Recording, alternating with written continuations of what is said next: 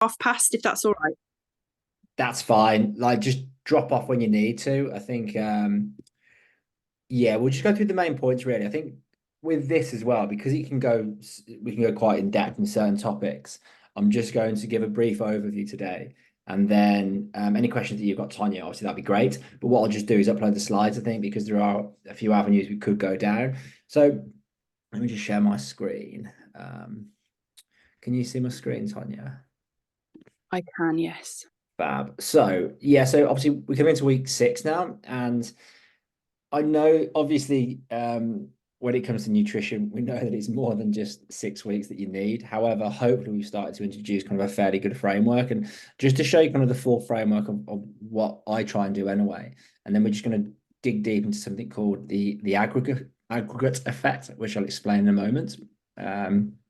So just to kind of to sum up what we've done so far really is that we've tried to introduce habit stacking to the bottom left. So that's really introducing those kind of basic habits. So it's things like your steps, your water, your fiber targets. And again, that kind of compound effect is kind of where you'll really see kind of the change. Obviously knowing your numbers, that's the calories and the macros. The reason why I do numbers first in this program is because you'll probably see better results by tracking.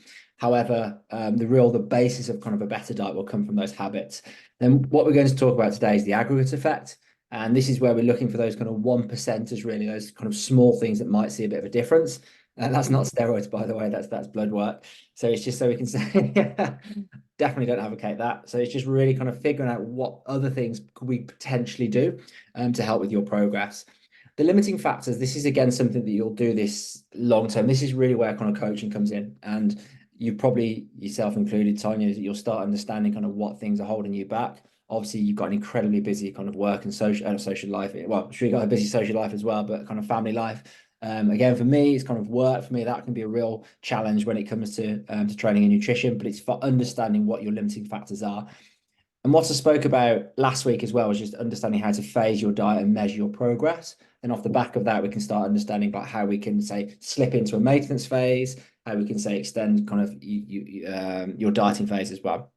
And if anyone does have any questions about just how the general kind of the phasing of dieting, obviously then just kind of just shoot me a question. So what we're going to do today is just quickly talk about the aggregate effect. And there's a few kind of key things that I wanted to go through. And these are one is just timing, so understanding kind of when and how often you should be eating. Just touching on micronutrients, supplements as well. I think a big thing. Again, Tanya had a couple of questions about supplements. I think we've got to be careful with supplements that you'll see across social media how supplements seem to be the thing that you need to look at first and foremost, whereas in reality, we know that kind of the diet, the exercise, the healthy living, just kind of general kind of walking movement, that needs to be the key. We're not really going to talk about HRV today. What it is, though, is heart rate variability. I'm not sure if you've heard of the Whoop band at all, Tanya, or HRV at all.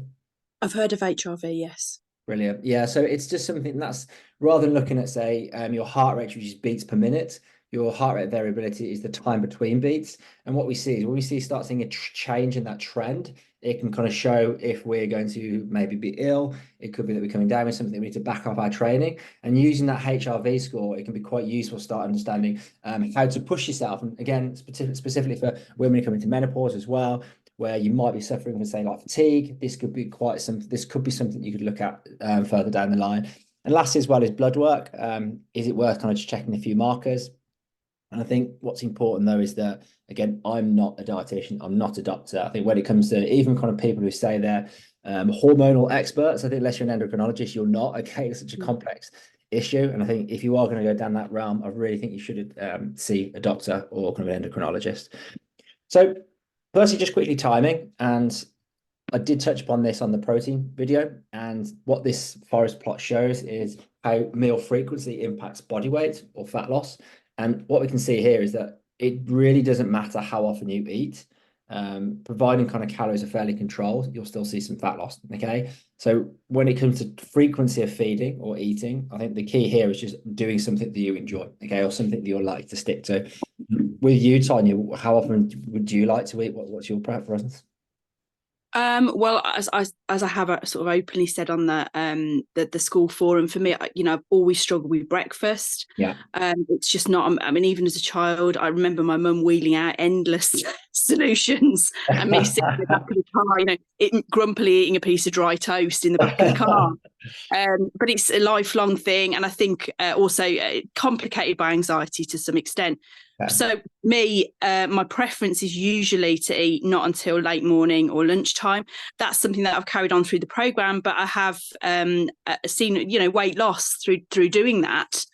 And then I like to sort of eat regularly from then onwards. Really, I wouldn't have huge gaps after that. And I think, and like you say, it worked for you, and that's what it really ultimately comes down to. And again, what we need to be careful of is like, I'm all for kind of trialing and error thing, or trial and error, where we want to try something, use you as your hypothesis and see what happens. And again, it's easy to see online again, especially social media. You have to fast. You should be eating 6 times per day. Try different things, see what works. And I think the thing with eating often, it keeps you full. The problem with, say, eating too little, sometimes it can make you hungry. But the great thing about eating not very often is that it reduces your feeding and eating window, so it can naturally kind of reduce how much you do eat. So I'm all for kind of going with what works for you. Do you have any questions about frequency of eating, Tanya, at all? No, I will say the increase of protein, I think, has been the real key thing that I've noticed, because as we've spoken before, and the protein total that you gave me is above what I would have calculated for myself, based on activity levels. But I know that you're basing it on a lot more science than just sort of shooting into the wind, or just using a multiplier. It's very individualized. And so with that in mind, and I've always been quite an intuitive eater, I'll use the fact, I'm hungry, I'll have something to eat instead of eating on the clock. But with the extra protein, it almost does it for you. It's like it spaces it, doesn't it? That's my experience anyway. No, I like that. And I think this is, again, it's that when people start eating poorly, in that if we have hyperpalatable food, so a lot of sugar, a lot of, say, fat together, that's when you need to track in a way, because you need to understand how much you're eating. But when you're eating kind of fairly clean, in inverted commas, or lots of fiber, lots of protein, that in itself becomes a calorie control method. And that's where intuitive eating can really do quite well. So it's if we can move more to, say, better quality, that will naturally kind of force you to eat less. And likewise, if you're going to eat lots of shitty foods, you're probably going to have to track what you're eating. But it's good what you said about the protein. Yeah. Fantastic. Right. Okay. So just move it on. I'm just going to whiz through this because I think this is probably less relevant to people in this group. And this is actually in the book as well, if you were interested. And this is more about performance and fueling. And if I'm going to be totally honest, when it comes to fueling a lot of the workouts that we're doing, so under 60 minutes strength training, probably cardio, not more than an hour, we just don't need to worry about it. So if we kind of focus on your overall totals for the day, you're really not going to have to worry too much about kind of carbohydrates pre and post and anything like that. The only caveat to this is when you're doing anything high intensity, you will be using more carbohydrates. So for that, having, say, something a little bit carbohydrate before, that will really help. And what we need to start thinking about, if you have lots of time, so more than 2 to 4 hours, then having, say, like a good breakfast, a good meal before can be that all you need. So for example, if you're training in the evening, just have your lunch, that should be okay. But if you're training very early, you're not going to have the luxury of having that kind of time.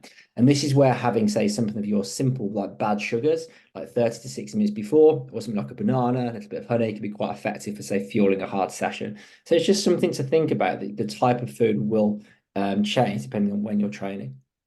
When it comes to protein as well, especially for women, when you start getting a little bit older, did a post on Instagram about this today, actually, that as we get older, we have this, you need more protein essentially. And by evenly spacing it and having one dose of protein before and after your exercise can be just a good way to speed up recovery, but also to keep protein nice and high. Did you have any questions about fueling at all, or Tanya? No, I mean, when I did those long mud runs that I did get into doing, and I was kind of advised to have a lot of carbs the day before or the evening before. Is there anything in that? Is that a thing? To an extent. So like carb loading, it's not quite like it was in the 90s or when that really came about. And so for those who don't know, carb loading is you would bring carbohydrates down for a little bit, then really shoot them back up and like have huge amounts. Now, when you're starting, so I work with ultra distance runners as well, and say long course triathletes, so Ironman. For those guys, we definitely need to start kind of pushing things up 2 or 3 days before. But what we do know now is that because your training intensity and volume will start dropping during the week leading up to a race, that will naturally bring your carb stores up anyway. So you're kind of filling them back up. And all that we need is around about 24 hours. So just the day before, we just try and have carbohydrates with each meal. And it's more about thinking like reducing fiber, so more vegetables, reducing fatty foods, reducing spice, just simple kind of carbohydrates, so white rice, white pasta, potentially some sugary cereal before bed. And by doing that, that will naturally fill the stores up. So yes, you do, but you probably don't need to go absolutely mad. Because if you do something completely different that you're not used to, you'll start getting stomach cramps, you'll feel rubbish, and you'll feel heavy. So yeah, you've got to practice. I think that's the big thing. Thank you. But yeah, so I won't go too much about fueling because I know it's a bit more performance driven. I think that the next one, I feel it is actually quite important to think about next. And this is where we're looking at micronutrients. So we've spoken about macronutrients, which is the big food groups that really can compose what the diet's mostly comprised of. Whereas the micronutrients, those essential like nutrients so vitamins and minerals that our bodies need to help with certain functioning. And again, as we start getting older, women in particular, if we can really kind of focus on these things, the quality of the diet, this can often help with many factors. So it's things like the reduction of cardiovascular disease. It's things like, are you getting enough fiber to help with gut health? And these are those secondary factors which can really help with kind of both body composition, weight loss, energy levels, and also feeling good as well. And in the pack that you've got, you would have had something like this. And the IOM stands for, what does it stand for? International something of medicine, indices of medicine. Oh, I can't remember what it's called now. Something of medicine, the recommendations. So you can find these online as well. But these are kind of the base recommendations for certain micronutrients, what I feel are quite important. So it's things like your omega-3s, which we'll go through in a moment. And these are really going to help with like inflammation, it could be heart health, brain health, protein synthesis, or kind of helping support muscle mass. So getting some of those. Also just kind of reducing or just monitoring how much saturated fats, added sugars and sodium as well. And then a few of at the bottom. Again, just check these with your pack. And I'm not sure how good MyFitnessPal is at recording these. I haven't used it for a while, but chronometer. Have you seen, I'm not sure, have you seen that tracking app before, Tanya? Or I haven't used that one, but on the app you're using, it is tracking the micronutrients. I look at them and see, because it was just out of interest really for me to see about hitting the calcium particularly. definitely. So it is doing that. Do you mind if I click on yours or not? Is that okay? That's fine, yeah. Sure. So let me I'm just going to stop sharing just for a second in case I don't want anyone. I'm just going to get your diary up. That's fine. I'm going, yeah, that's fine. I'm sitting here biting my nails. Yeah, that's it. It's just I'm not really. I haven't. You know what? I haven't even had a KFC this week. You will want to say it. No, Haven't it's had just one for a while. I don't want people to like look at weight and things like that if you've added that. So I don't mind if they do. Honestly, it's fine. just share my screen again. Okay, right. So we've got your diary here. Okay, yeah, fantastic. Okay, so this is quite a good one here. So obviously fiber is a key one. So if we just look at those, so for women, normally look between about 15 grams and 25 grams per day. So that's excellent. And okay, really good. Yeah, I forgot about that. So saturated fat, nice and low. Really good on that. I didn't. So what's the deciliter? Is it 600 mil, isn't it, for milligrams? Magnesium 320. I have to double check what these are measured in. Okay, yeah, so almost on that. Okay, yeah. So that could be something else that we do look at, things like magnesium, because we know how important that is for, again, female, well, everyone's health, really. And I don't think I hit the calcium recommendations either most days. I feel like I could maybe look at that more for my age anyway. Whereabouts is calcium? It is on there somewhere. I can see it on mine. Yeah. Oh, yeah. See, okay, so almost there, yeah. And some of the nutrients as well, some like especially like vitamin D, you can load them. So you can have more on a certain day or 2 days, for example, and that'll just kind of support you for the week. So again, I'll have to look more into this about things like magnesium, calcium. I presume you're not going to have to hit them daily. I presume you could have more on one day and Yeah. slightly less another day. So yeah, I guess it's just because on average, when I've glanced, looked into that of a day, I haven't really seen a day where I've hit the calcium. But that's also why I asked about the vitamin D as well, about that yeah. like supplementation. And the magnesium one was more as well, because there has been, in recent years, about magnesium having the impact to help with anxiety and to help with sleep. So, And I know when I've used it as a supplement, I have found it does do that for both of those things. But how much is too much, and then and that's individual as well, isn't it? I think that's a really good point. And I think with supplements, if we can get more from food, that's obviously where we should kind of put on more of our efforts. However, supplements can help. And I think I did this little um, graphic a while ago, and this is more more to do with sports nutrition, but the principles are still the same. I think when we ask ourselves about supplements, we need to first kind of like, is it effective for what we want it to do? So again, if it's anxiety, is it sleep? And if you don't know, just simply don't use it. And there's lots of claims here where they'll say, oh, it's and the next one is safety. Again, like, is it safe? If we don't know, don't use it. So things like berberine at the moment, a lot of people are using that for again, menopausal ladies, blood sugar levels, but it can be quite dangerous, and people are just taking it willy-nilly. It's thinking, well, we Yeah. don't know kind of the efficacy or the safety of it.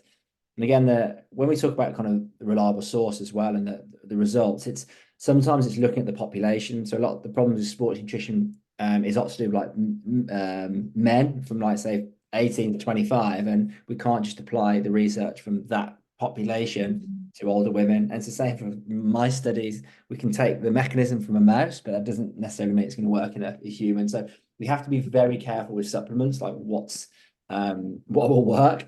And a good one to look at if you haven't seen it is examine.com, and that kind of collates a lot of the information, the research, and it just kind of comes up with some good opinions on that. But I think the big thing here is like speak to a doctor, okay, or speak to a specialist in that Yeah. area. And Yeah, I mean, that's exactly. So I think for me, what I do for me personally is not, I can't recommend supplements to clients, that's down to people. But one I wanted to ask, and would always say to seek medical advice, but not always listen to that myself, quite clearly. But what do you think about, what's your thoughts on creatine?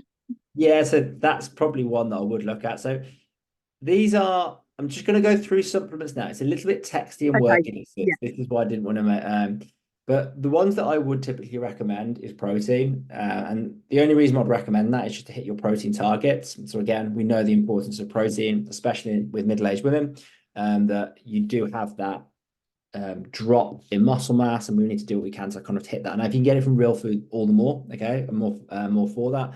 However, I understand it can be challenging. And in terms of kind of the type that you're looking to get, whey tends to be slightly better, so it's higher in leucine, so it's going to help you with something called protein synthesis. But again, something like soy, which has got the isoflavones in it, which can help with estrogen, that's another really good option. In terms of the collagen protein, that's not so good for building muscle mass. It's just not really that good. However, there is a lot of evidence to show it can help with skin elasticity, hair, and nails. So there could be some therapeutic benefits there, or some cosmetic benefits there even. So the Yeah. other And sorry, just a quick question. What do you actually, because I've got collagen, and I've kind of added it to stuff before, but it's just not great. But I mean, what do you do? Would you add it to a shake? Would you add it to a soup? anything Or in in coffee, cooking? Anything? things, even things like you can just get broth now, so as in bone broth. So again, that's what I just made on the weekend. I'll always make that, so you can just cook down some stock, and you've got a lot of kind of collagen in there, so you Yeah. can have it like that. So that's probably your best. Even like Dr. Urtka, you can kind of create jellies and things like that. So there's some good gelatin, which you'll get something similar from that. We do a lot of the bone broth, but also my because I'm quarter Polish. My grandfather used to make galareta, which is pig's trotter jelly, and you eat it with vinegar. But honestly, I couldn't face that. I mean, See, I love all that. I love offal, and I had some free stuff from Swaledale Butchers, and again, all the marrow. I think it's all great. I think it's just so tasty, but not for oh, I everyone. love that. I do. Yeah, I agree with that. I'll eat the other giblets and all sorts of things, but no. Yeah, I had to draw the line. The pig's trotter jelly was just That's a just bit not the mad. one. So I think with the protein there, I think definitely something I'd look at. The creatine monohydrate as well. We'll go through some caveats in a second. Likewise with vitamin D. Things that you could recommend. I'm just going to go through these quickly now. And if you were interested, there's lots of different research articles. Remember what I said last week about look for meta-analysis. if you are going to go through it. And the other one's look for research reviews. So the IOC or the International Society of Sports Nutrition. This one is quite a good one by Abby Smith-Ryan. She's quite well renowned. This just goes through supplements for, this is what I drew a lot of this from actually today. So supplements for women approaching menopause, going through menopause, which are going to be quite effective. So the ones that we want to go through today then, so the first one is vitamin D. And as you mentioned before about kind of the calcium absorption, and I think especially we do start getting a little bit older, there's more risk of say things like heart disease, stress fractures. And with the vitamin D deficiency, it's a simple blood test, okay? And if you are deficient, obviously you can get some sunshine like now in kind of the spring, summer months, and obviously do that first. But sometimes you can definitely supplement to help with that. I think the big thing here is get it tested and check with your doctor if you're okay taking it. And obviously don't kind of go mad with it and just start doubling, tripling your doses. But I definitely think that's probably something that most of us should be taking in the winter months. Would you take that, Tanya, or? Yes. Yeah. Yeah, I do. I actually, I forgot that I do, but I do. That is one that I have. And because also I haven't historically been as great at consuming dairy as well. So I try to make sure I can get what I can from what I'm having. I think that's it. And it's always good just to have a blood test every 6 months or 12 months and just to see where you're at. Yeah, it could be something to look at.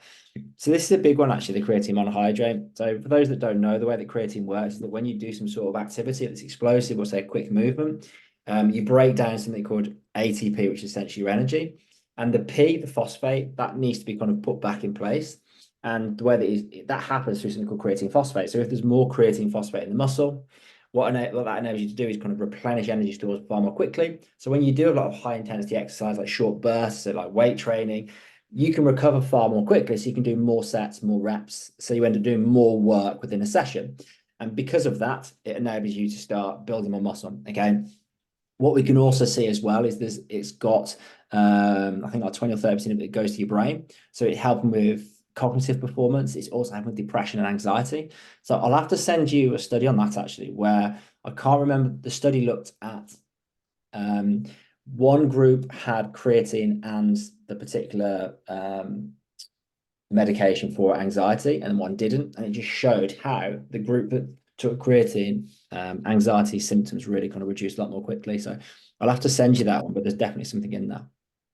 Yeah, that's really, because there's been one lately. I'm sure I saw that it said there's been one that's where it's been implicated in the treatment of PTSD as well. Wow, yeah, definitely. Recently. So yeah, Yes. I'd like to see that. Thanks, Jack. Yes, there's definitely something on that. And most people see it as, because it's one of the most researched supplements, and people see it as like bodybuilding supplement, but a lot more now it's more that therapeutic side of things. And even for women, again, we keep talking about it, but the decline in muscle mass, this can really help. So if we can start taking creatine now, it can be really quite effective. The one thing I would say about it is that it can cause water retention. So we can just kind of see it down here. Now, just at the bottom here, is that I would normally say just wait for a few weeks before adding it in.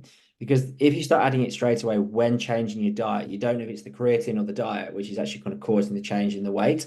So normally just run with the diet for a little bit, then add the creatine in once you know that the diet's working. The other thing as well, any kind of renal problems, so kidney functions in the past, don't take creatine, check with your doctor. But I would recommend it for most people. And in terms of how you would take it, you can either load it to fill your muscles up, and you would take around 16 to 20 grams a day, 16 grams a little bit smaller, and then you drop down to 3 to 5. You don't have to do this loading phase, but it's just a quick way to get your stores back up. Have you ever taken creatine at all, Tanya, or consider it? I have considered it. When I was training, one of the ladies I trained with took it daily, and it was impressively muscular, actually. But because of feeding my youngest still, I have not been able to sort of explore it. But it's on my to-do list of adventures, definitely. Yeah, that's it. It's something to consider. Some people like it, some people don't, and you might see no problem. And the thing with women, it's very challenging to put muscle on. So often we see something like saying, "Oh no, it's going to make me big and bulky." It's so hard to get big and bulky. And probably the lady that you saw who was big and bulky, she must have been training a hell of a lot. Yeah, well, actually, she wasn't actually.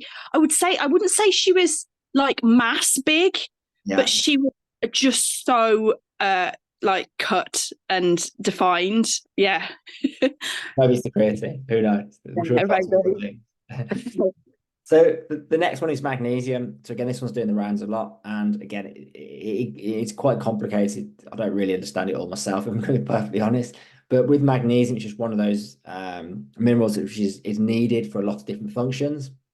And what we start seeing is that in later life, we need a little bit more. Also for adults as well, or conscious people in general who exercise a lot, you'll be using a lot of magnesium.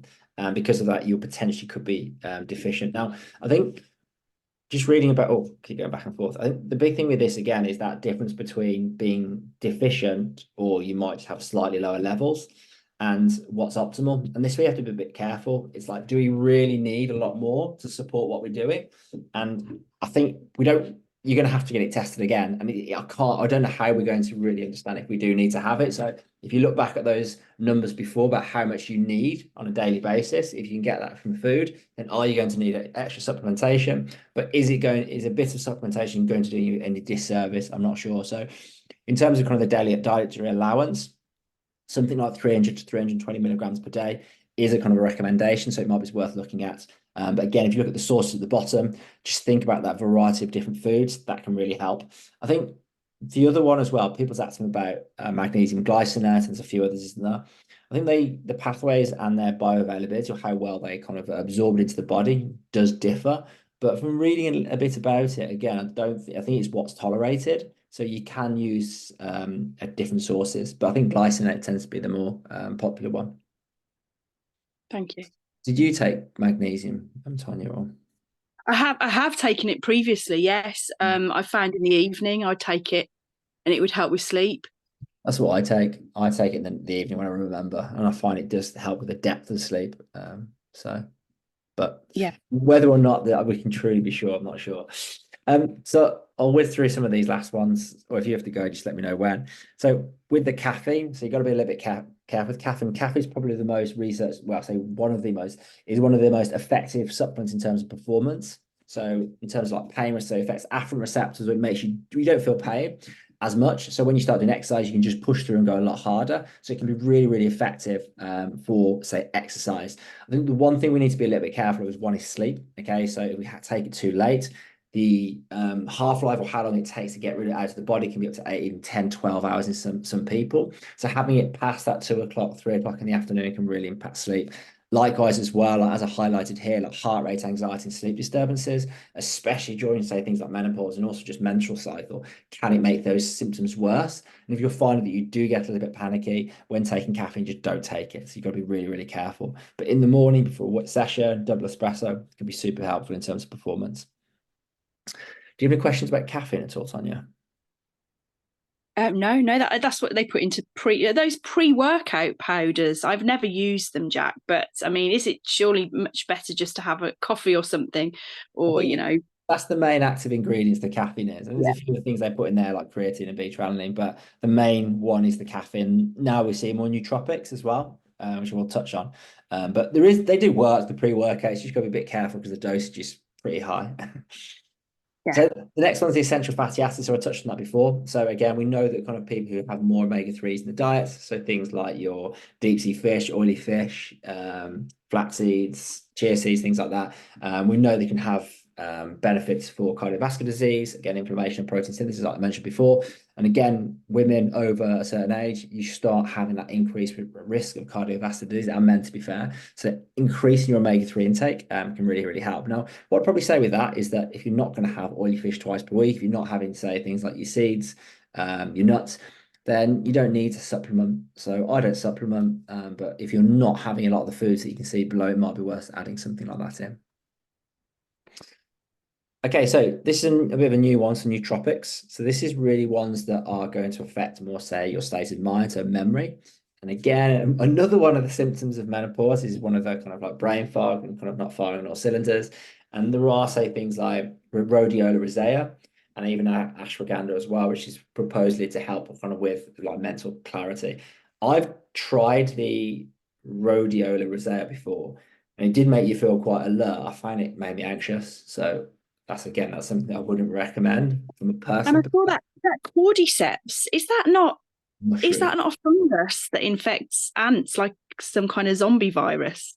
Or have I got the wrong cordyceps? So that's your mushrooms. That is, you start seeing all these lion's mane. You'll see them. You'll see a lot of the new tropic mushrooms about now, selling for like 30 quid a pack. And I've tried loads of Uh, different. is that like where people are microdosing? No, that's things that you're not allowed to do. That's slightly different. So that's Oh no, no, I know. It's not. You're not allowed to do that. But I've there's a lot of there's a lot of discussion about it in sort of psychiatry and things like that, isn't there? opens up a lot more. Yeah, so basically with that, Yeah. essentially magic mushrooms. I think Yes. there's all sorts of things there. They're saying, like you say, it can reduce anxiety and depression. But again, I don't take this as No, the. no, no. Exactly. Whereas with the cordyceps, I think it is just kind of like it's basically mushroom. A lot of different types of mushrooms, but you can buy them now. They're quite popular. In again, like people are pushing them, saying, "Oh, if you have lion's mane mushroom, you're going to feel great." But I think you've got to take it with a pinch of salt. Because I spent like 35 quid on some sort of special coffee, say, so you didn't need caffeine, and noticed nothing. It was just a horrible, horrible hot drink. So be careful with those. But right, okay. So the other one is, but this is a last one now. So just this is just the probiotics. So again, as we see, well, this is lots of people. So people eating like shitty diets, basically, is that we start seeing kind of poor gut health. So you'll have like gassiness, you have bloating, and that's not always down to kind of any fault of your own. Now, with probiotics, this is a really funny one. Because I'll go with, well, I'll talk about that now actually. So gut health, really, that we don't really know the problem with, sorry, let me take a step back. So you hear a lot now about the importance of gut health. We know that it's important. However, we don't really know how to test it. So you'll see things like Zoe, there's a few others now saying, yeah, we can test your gut health, but it's not valid. So there's no method at the moment which is clinically valid, which I thought was really interesting. So a lot of these new ones, like on the internet, they say, yeah, we can test your gut health. The research just isn't there yet to say, okay, this is the health of your gut. So there's definitely something in it. However, I think we've got to be careful of actually kind of just being very trusty of those just yet. I think we just need to hold fire. Now we know that probiotics could be important, prebiotics for your and fiber for your gut's health. But to say like we can have a specific, say, probiotic over the counter and it's going to help your gut health, we just don't know that yet.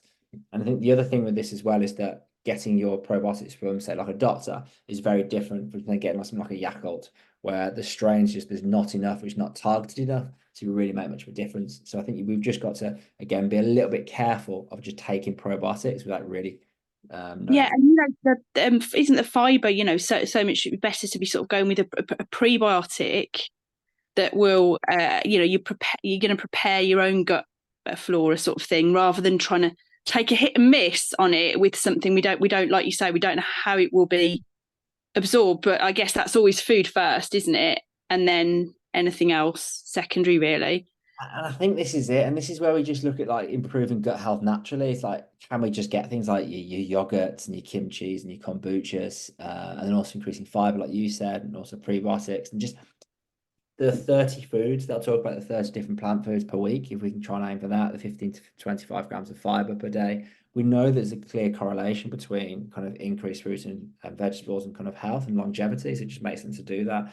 Other things as well is like we know there's the associated the gut brain axis now. So poor gut health can lead to kind of depressive anxiety, whereas we know that say stress management can help with gut health as well. So we know that there's a lot of connections, but it's just so not misunderstood, but we're just touching on something which could be quite exciting.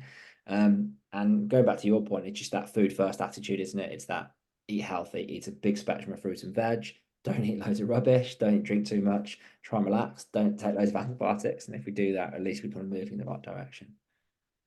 Yeah. Did you? And I think there's quite a good. He's quite good actually. This guy, Adrian Chavez, is quite a good one about the gut microbiome. There is lots of other ones. Precision Nutrition have got a good one as well. But I think just watch this space really when it comes to gut health, because I think it's going to be quite big. Yeah, it's really interesting, isn't it? I So know. much there. Yeah, and I think there's a lot to the problem with the supplements, a lot of waffly stuff here from me, and a lot of kind of top level, like, oh, I'm not sure. And to be honest, I'm not. I think there's certain things we can be fairly clear about. And often it comes back to kind of getting the basics right. I think the big thing here that we've got to be so careful about where we go down the supplements route, rather than just going again, just focus on these types of things, really like the quality of the diet. Fab. Did you have any other questions, Tanya, that you can think of? No, I think thank you for covering the ones that I'd asked about anyway. But no, that was really good, Jack. Thank you. No, great. Yeah, so I'll just kind of ask any questions in the group shortly anyway. But yeah, hopefully you can take a little bit from that. Yeah, definitely. Thank you. Fab. What's the plan for the? Let me just stop.